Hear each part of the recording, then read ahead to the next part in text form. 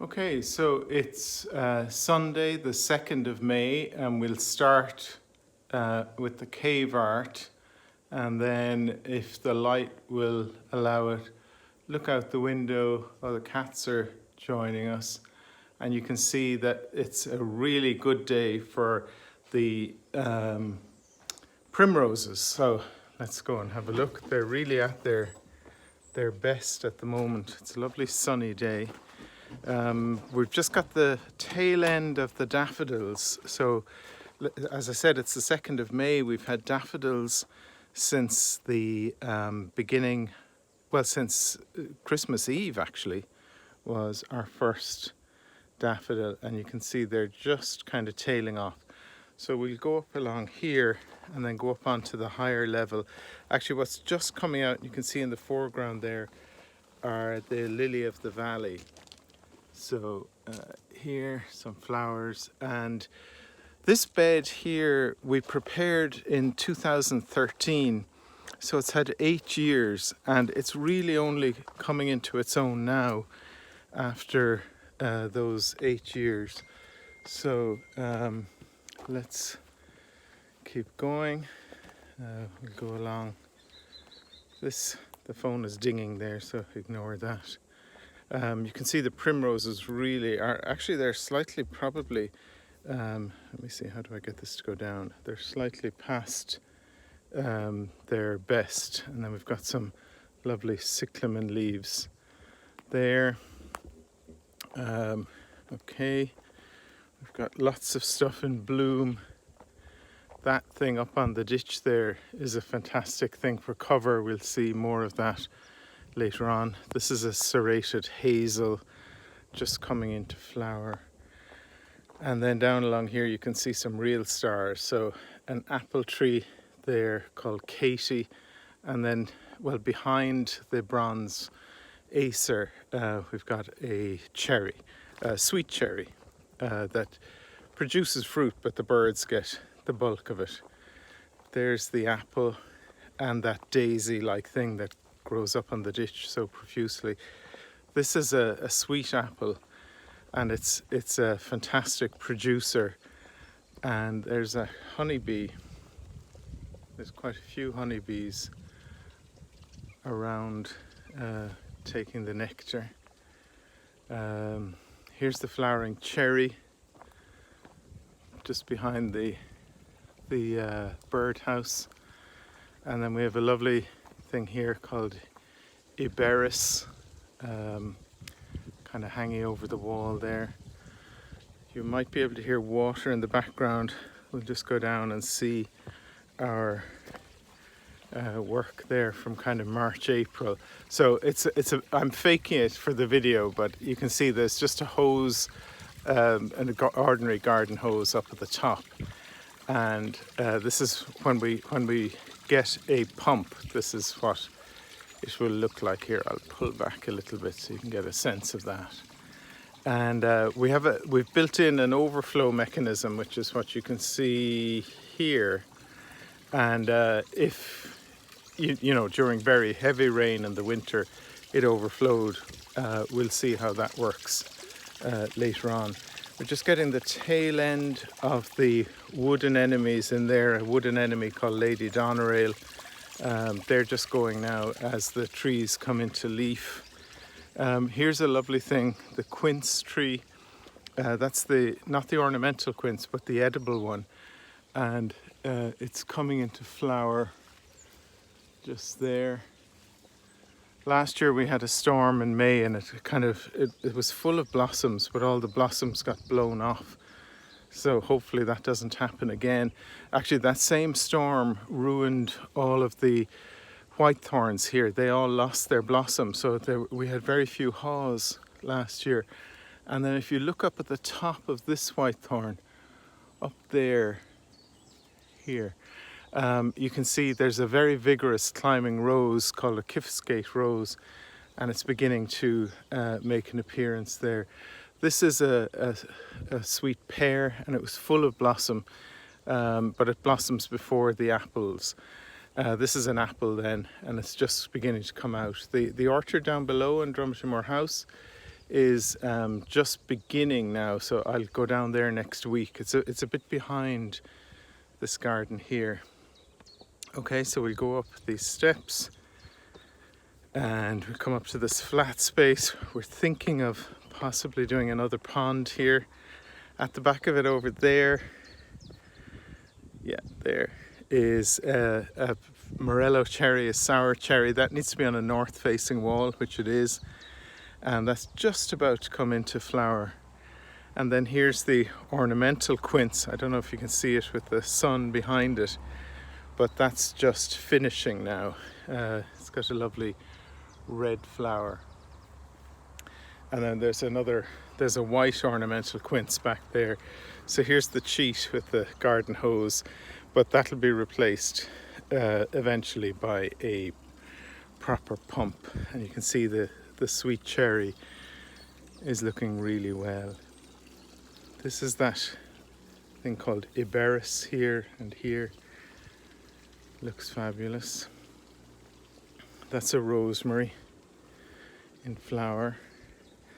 Okay, so let's go into, I should have taken this from further back. We've got a climbing rose here at the entrance to the veg garden, where things are looking very lush. So we've got garlic in the foreground and onions behind them. Artichokes just here, with even a flower head already. We've a new polytunnel, small one, which we got from Denmark in the post.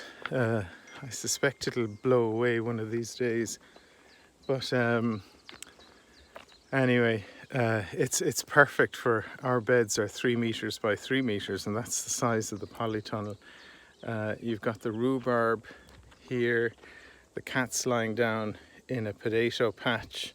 Spuds are just beginning to appear, and then there are more potatoes beyond there where all the manure is.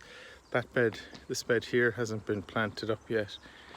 And let's see, so in the polytunnel we have sweet corn and a variety of other things. This is the perennial. This bed here is all for asparagus, and they're just beginning to come up, but it'll be another couple of years before we can use those. And then you're just seeing the end of the great hyacinths here at the base of this medlar tree, which is full of flower buds. There is one, for example, but here's another. But it'll be a little while before they flower. Over here we have the blueberries, and then beyond that there's two lines of broad beans, and then these are flowers here. We have an interesting and a very nice rhubarb there called Glaskin's Perpetual that holds its shape when you cook it. And just to show you, we have some of the asparagus emerging. Oh my god, that's huge, and they're really coming up. This is their oh no, here and there. They're really coming on like that's only their second year, and they look kind of edible already. So maybe that's the value of the manure on top. And then at the back over here we have the beans. It's actually been quite cold since we planted them out, so the beans haven't really taken off yet. So we've got climbing beans there, and then dwarf beans over here, and then we'll put peas in between. The peas are actually sprouting in the polytunnel. Okay, so we'll move along swiftly. We'll come out of the veg garden and have a look at the tree peony. This has been in a pot for years, and it's finally in its end location, and it's really enjoying it. The flowers are super big, and it's really healthy in that location. So you can see kind of yellow. I can't actually, see the camera with the sunlight. But anyway, at the base here, there's an acanthus, more peonies, ordinary peonies, and that's a rose that'll be really nice over here. I don't know if I'm pointing in the right place. That's called Gertrude Jekyll, and it's a very pretty rose. Then we have another. There are lots of nice things in this bed.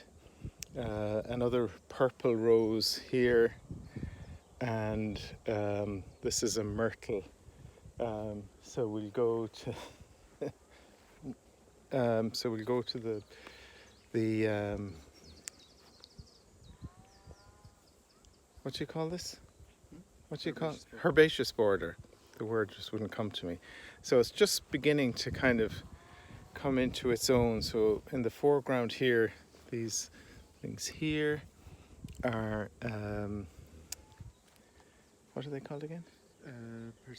Persicaria. And they you get different colours of those, pinks and reds and stuff like that. Pather gave them to us apparently. And you can see, like, this is the kind of bed that will really be at its best in kind of June, July. So we have quite a stout peony there, and an even stouter one here. We bought these hybrid peonies that are a hybrid between a tree peony and a herbaceous peony, and that super vigorous looking one there is exactly that. Then this one was fantastic last year, but it's for some reason not looking so healthy with those curled up leaves, but hopefully it'll be. So everything along that side is kind of pinks and purples, and then down here we have, oh, wrong direction, we have kind of hotter colours, and you can see that white daisy thing in the background is fantastic for kind of cover, and we're planting that on a new ditch that we're making at the moment. And then down there across the fields you can see Drumishmore House, the roof of it, and as I say, I'll do a video down in the orchard there later, maybe next weekend, like things should be in flower then. Okay, let's move on swiftly. This will be lovely in a few weeks. Over here we have a lovely bed with euphorbias, and then a variegated hosta, and then an even bigger leafed hosta just coming out.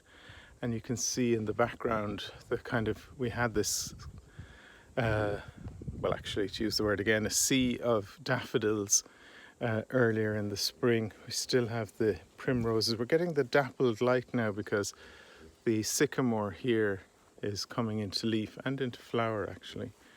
And then there's some lovely things along here. There's the flower of the sycamore. I can't see if I'm, oh, here we go. There's the flower of the sycamore. It's very difficult to see the screen in this light. But like, this is a gorgeous little thing that's just finished. Oh no, this is my shadow. Little flowers on it there. It's a epimedium, and you can see the carpet of primroses across there. Okay, let's go down. Like, you saw that kind of spring garden in the last video when the daffodils were in full bloom, and that's turning much greener now.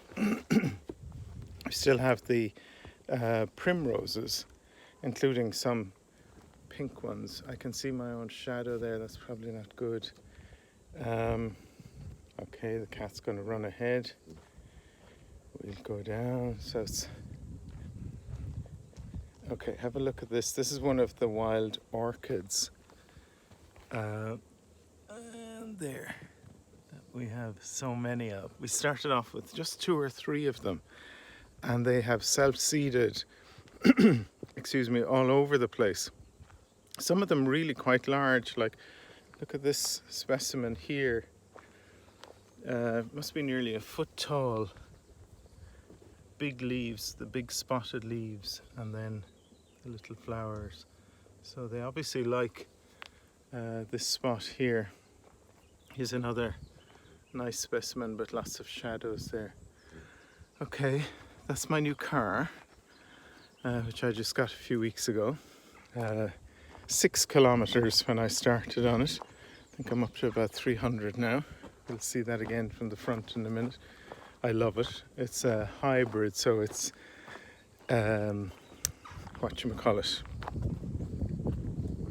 automatic, and it's just a joy to drive. Okay, ignore the kind of working dumps that we're walking through right now, and we're coming down towards the big pond. Okay, so this is our meadow, and we're expanding. That's what the dug area here is. We're going to expand the meadow, and there are lots of orchids in the meadow. We had fritillarias, but they're gone. There's a tulip, a wild tulip, just there, and then what's cuckoo spit is the little pale pink that you see all over there. And this is a new bed that we've been working on the last couple of weeks, and it's full of perennials, and then we're working on that new bit of boundary wall there, which was actually, we were amazed we threw that together in a relatively short time. The reason for the big stone at the end is that you don't normally start building a wall. Here, I'll go this way. Halfway up a hill, you start at the bottom and work up. So we put the big stone to kind of punctuate it, but you can see it's just a facing on the earthen bank there. So this part of it here has been planted up with euphorbias and artichokes actually. Here we have a walnut tree, hasn't come into leaf yet. They're actually one of the last things to develop leaves. Beyond that there's a crabapple there. This is a new plant here. It's a magnolia, a scented magnolia, so that'll be lovely in a couple of years' time. Then we have a lot of that lovely yellow euphorbia that had kind of reddish foliage earlier in the year, so it's a really interesting one in terms of changing colors. Okay, let's look up at the pond and the stream. So what you're looking at there is the meadow area, which we leave uncut here, then a path, and then the stream there with the waterfall. The lovely vibrant yellow there at the water's edge here, that's marsh marigold, which is a wild plant that we just collected from a stream at Kells Priory in County Kilkenny.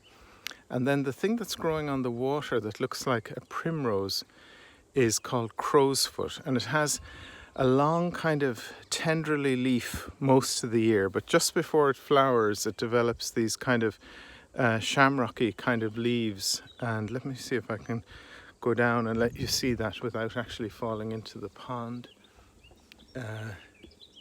There.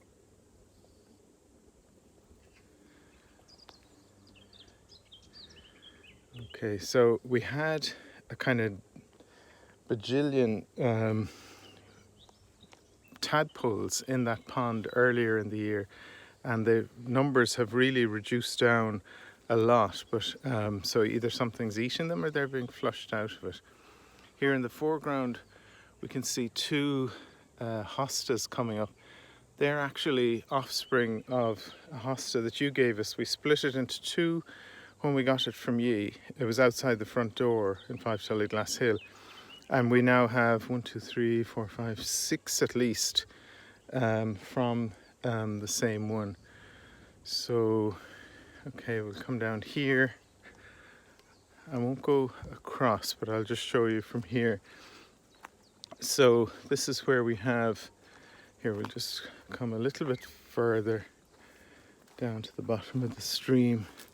So you can see more of that marsh marigold here, and then some lovely primulas beyond that.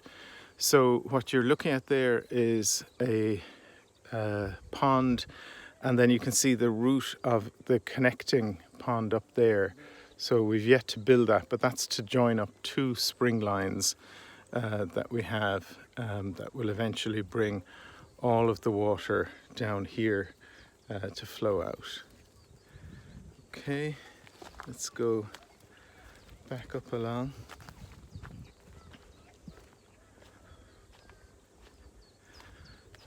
So the actual waterfall is, it's at its lowest rate at this time of the year when it's dry. So it really gushes in the winter, but not at this time. Okay, what have we got here? A lovely acer called brown sugar. Then that bronze foliage is a ligularia. And then this is a real star of the garden, this red flower. Sorry about my shadow, it's called Dicentra. And it flowers for months and months on end. And then there's another thing called Rodgersia just coming up between it here. Maybe over on this side we won't get those shadows. This is Santoline or Santolina. And then we had a creeping thyme here, but you can see it's kind of died in the center and alive around the periphery, whereas this one here is actually still alive. So I'll just show you that marsh marigold again with that beautiful yellow flower. Okay, we'll come up along.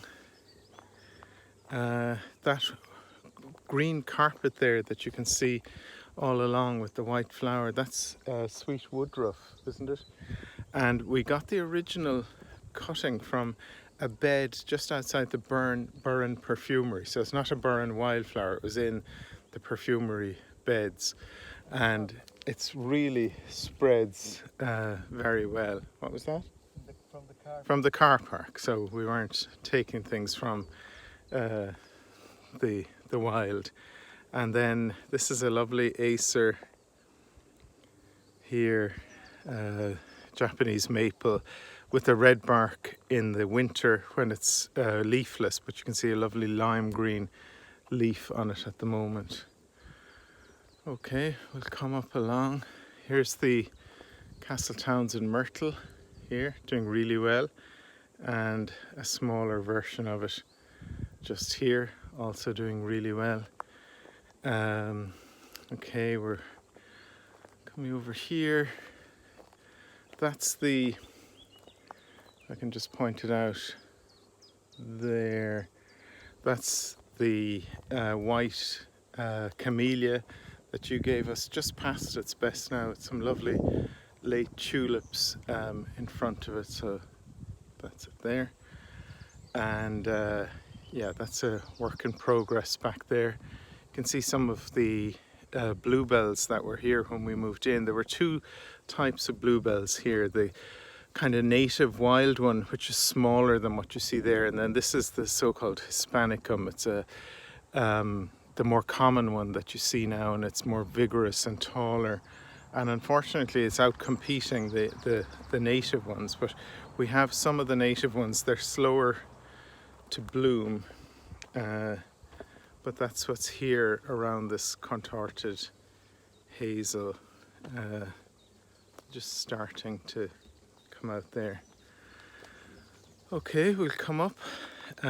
More of the orchids here, and then along the wall you can see some of the Iberis that I was talking about. Yeah, and then if we look over here, I mentioned earlier, oh, the camera's not turning with me. Come on, turn. You can see that overflow mechanism that we built in to the pond. So now, to be honest, I don't know if this will ever happen. It would have to rain really heavily. But you can see if the stone gets wet, there is this overflow out of the pond here and then down into the trough here there, and then Maureen's gnome, garden gnome in Pride of Place here. This is the trough here, but it's full of watercress, so you can't see the water. But that's the overflow mechanism that we put in place. Okay, let's go into the yard and see what's going on in there. Oh, the camera doesn't like turning. It seems to want to auto focus on something. The back of the house, let's see. Yeah, let's go up. Oh yeah, you have to see the Clematis montana just about to come into flower. It's going to be spectacular up there. And then if we go up along here by the cattle crush and all the Echium forest, we can see our fig tree, which is full of, okay, the leaves are just starting, but this is a great spot for that fig because it loves it. It's really warm and it's full of fruit. And I think we'll have double the amount of fruit we had last year. Okay, Adhem is weeding.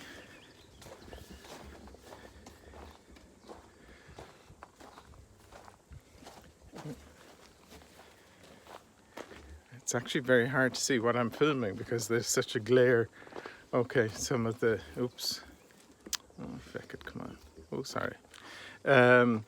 Some of the bluebells that were here before us. And then we have stuff that we planted on the ditch like this here. No, there. That's your bonsai cherry. Yeah, that's the cherry tree that was it was in a bonsai pot for years in Granny's, then in Five Glass Hill, then in various locations, and it's really come on. And then we also have a white lilac in there. It's still super small. I hope I'm pointing at it, and you know, but it'll come on. Okay, we've come into the yard. See the two cars. So the 211 is the one I got the other day. You can see they're both the same kind of brand. And then we've started our pots for this year, but they're still in their early stages. And oops, so we can see the tail end of the daffodils. The alliums are coming up. The peonies are coming on. And then this is the new bed that we started last year. So you can see the rose there at the back that hopefully will be spectacular. There's also climbing rose in the tree, and hosta and other things. So we'll finish not looking at the new car, but looking at the new wall, and then we'll just see how the house looks on the 5th of. So that's the new wall that we did there in the spring. And then I'll finish with the view of the house on, what did we say, Sunday, the 2nd of May, 2021. Bye now.